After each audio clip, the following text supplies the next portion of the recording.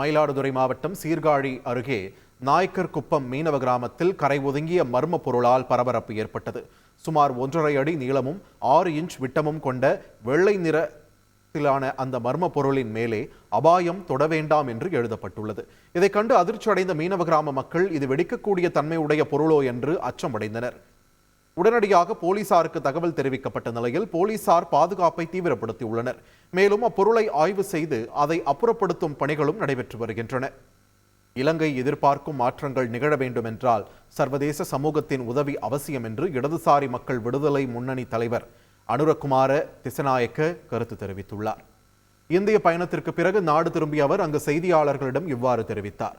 இலங்கை இனிமேலும் ஒரு தனிமைப்பட்ட நாடாக செயல்பட முடியாது என்று தெரிவித்துள்ள அவர், நாடு எதிர்பார்க்கும் மாற்றங்களை அடைவதற்கான சர்வதேச ஆதரவை பெறுவதே இப்பயணத்தின் நோக்கம் என்றும் குறிப்பிட்டுள்ளார்.